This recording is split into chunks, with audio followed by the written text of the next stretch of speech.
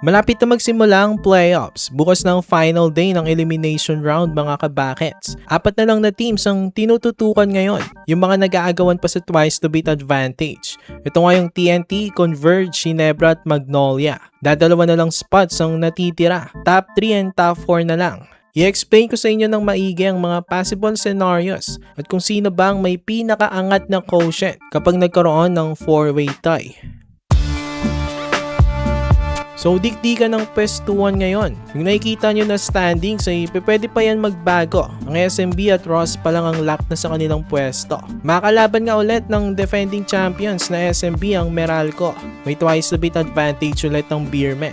Ganun din ang Rain or Shine. May twice to beat advantage kontra sa NLEX. Bukas may 2 games pa. Una TNT versus Magnolia. Napakalagang game nga nito mga kabakets. Ayon sa PBA website, posibleng makita si LA Tenorio maglaro bukas as inactivate na siya, part na ng lineup ng Hotshots. Let's see kung maglalaro ba itong si LA.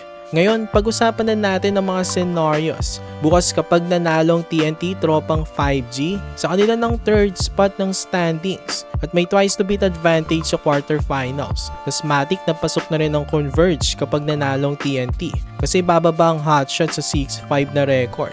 At ang Ginebra kahit manalo sila sa Titan Ultra, makakatabla nila ang Converge na may 7-4. Dahil nanalo ang Converge sa Gene Kings, silang nararapat umupo sa top 4. Makalaban nilang Ginebra sa first round. Tas top 3 na TNT laban sa top 6 na Hotshots. Ang pangalawang scenario naman, posibleng magkaroon ng 4-way tie. Mangyayari ito kapag nanalong Ginebra bukas, tas nanalo rin ang Hotshots. Magtatapos ang TNT, Converge, Ginebra, Magnolia sa 7-4 na record.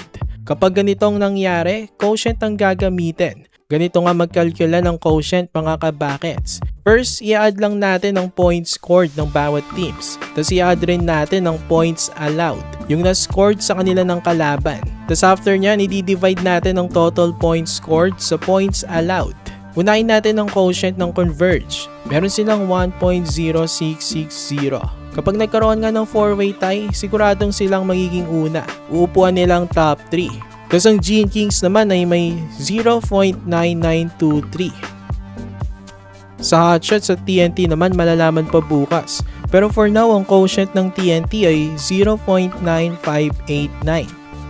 Tapos sa Hotshots naman ay 0.9465. Magbabago pa yan. Kung manalo ang Ginebra at Magnolia bukas, silang mag-arap sa playoffs. Pero hindi pa alam kung sinong may twice to beat sa kanilang dalawa. Nakadepende pa kasi yun sa magiging resulta ng laban ng Magnolia at TNT.